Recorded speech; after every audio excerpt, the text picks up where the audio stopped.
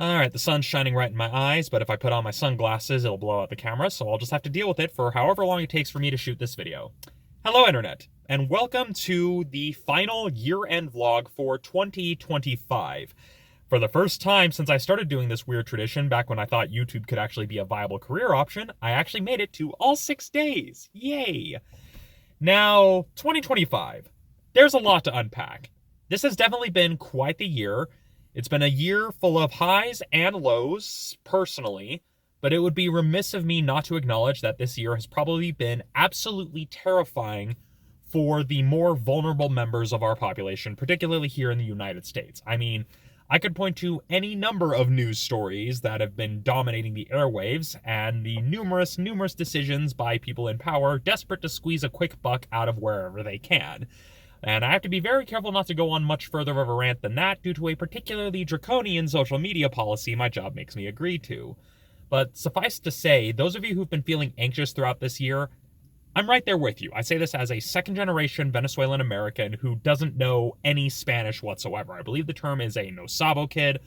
I am not confident enough in my understanding to even be confident to label myself as such. I'll have to actually check. But suffice it to say, it's very easy and justifiable to feel kind of scared about what the future may hold as we go into 2026. But if you're looking at the title of this video, you're probably wondering what it means to be carrying both hope and courage into this new year. Well, if there's one thing I've learned about life when looking at history, when I look at some of the stuff I've gone and learned how to do, and just looking at what works in general, a commonality I see is that, yeah, it's okay to be scared, but you can't let that fear paralyze you. And that's a very important thing, because if you give in to despair, if you decide to just do nothing, regardless of what is coming your way, well, that's how they win. And I'm sure you can imagine what I mean by they. You could probably slot in a number of different organizations and individuals who stand to benefit the most from people giving into despair and just rolling over and giving up. And yeah, we don't want them to win, but I also want to make it clear that hope isn't just sitting there and hoping someone else will solve the problem. Now, I'm not naive to think that we can all completely change everything overnight, because that's not really how it works. When it comes to lasting incremental change, the road is a long, methodical one that has to be done slowly. But when it comes to holding on to hope, well, hope isn't just waiting for someone else to do it. It's taking what steps you can to make this a better world for the people around you. I mean, it's like that line in the new Superman movie with David Cornsweet where you just get up in the morning and you take each decision one at a time and hope that the decisions you're making are making the world just that much better.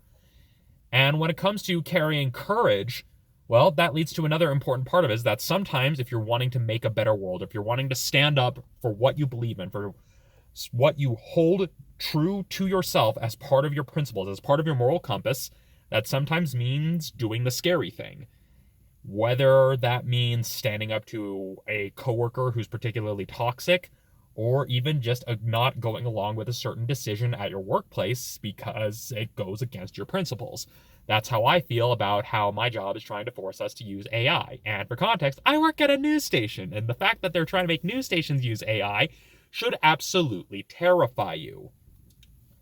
And so when it comes to carrying both hope and courage, hope is what allows you to keep forward and not give in to despair, and courage is what compels you to actually stand by your principles. I'm often reminded of a set of lyrics that I've been finding myself thinking about, especially lately. Now, the translation is a bit weird, but I'll make sense of it as I explain it. As some of you may recall, there is the forthcoming reboot/revival of Space Sheriff Gabon. And when you look at the opening to the original show from the 1980s, there is a line in there that's always stuck out to me, especially when you listen to the full version.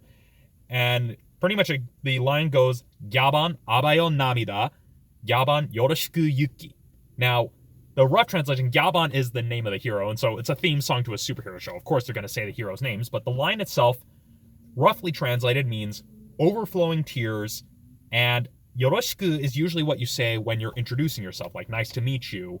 But the way I've taken it to mean, some people will translate it as bring on your courage, or may even just say hello to courage. That would be how I would translate it. And so that's something that I often think about, is that if I were to like localize the song, I would probably just say goodbye to your tears, say hello to your courage, is probably how I would translate it if I were tasked with localizing the song. It may not be wholly accurate, but I feel that that would kind of channel the spirit of it. And that was the context in which I first heard the lines in the crossover with Yaban and Kaizoku Sentai Gokaiger, the Super Sentai series that was adapted to Super Megaforce, that actually is pirate themed, but that's a whole separate rant.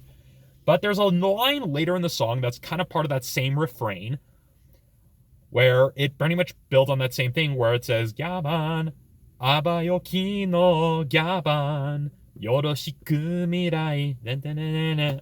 That's as close as you're going to get to me singing. I'm not a good singer. But that also translates to overflowing pasts bring on the future. But I would take it to mean is say goodbye to your past, say hello to the future. Kind of being willing to let go of whatever is holding you back from your past, letting go of that sadness, letting go of that anger, letting go of whatever it is that you've suffered through in the past in order to open yourself up to what lies ahead in the future. And that doesn't just mean just sitting back and just letting whatever happens. It just means not letting your past experiences hold you back from taking the necessary steps you need to grow. And so, to me, that's the kind of virtue and value that I'm going to take in with me going into 2026, is setting aside that fear, acknowledging it, processing it, but not letting it hold me back from taking the steps that I need to in order to improve as a person and in order to stand up for what I feel is right. And so, yeah, as the song goes, yoroshiku yuki. With that, I hope you all have a happy new year. And yeah, let's do this.